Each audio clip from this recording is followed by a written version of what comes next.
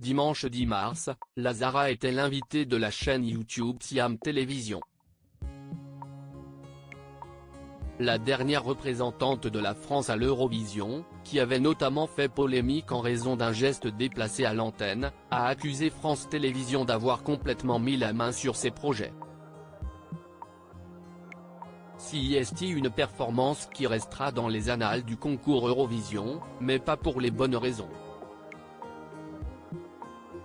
L'année dernière, Lazara représentait la France lors du célèbre concours de chant. Non seulement la chanteuse a réalisé l'un des plus mauvais scores de l'histoire tricolore avec une 16e place finale, mais elle s'est surtout fait remarquer pour son attitude, entre son comportement de diva avant la grande soirée et surtout un geste déplacé en direct à l'antenne qui a fait polémique. De quoi recevoir des critiques, pourtant rares, de la part de France Télévisions. Nous sommes évidemment déçus par le résultat de cette année et par l'attitude qu'a eu Lazara après avoir passé plusieurs mois à la soutenir et à la promouvoir.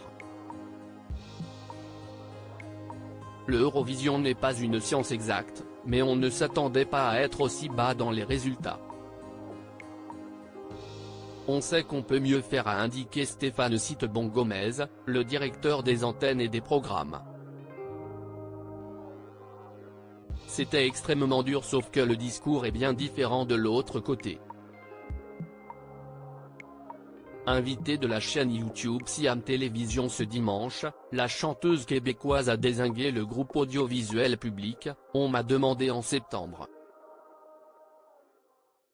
L'Eurovision, CIST en mai, donc de septembre à mai, ce que je n'avais pas compris, CIST, que j'allais être l'esclave de France Télévisions.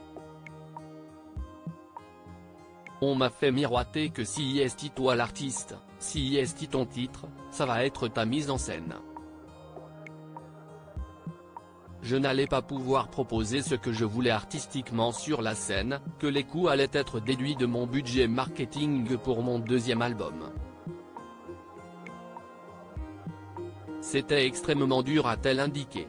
Lazara explique avoir même tenté de mettre fin à son contrat, quand j'ai compris qu'on m'avait menti, qu'il y avait comme une manipulation autour de ça. J'ai appelé ma maison de disques, j'ai dit que je ne peux pas continuer à travailler avec eux, ils vont me tuer en fait. C'était hyper intense, ajoute-t-elle. En souhaitant à Slimane, qui portera à son tour les couleurs françaises en 2024, une participation beaucoup plus sereine.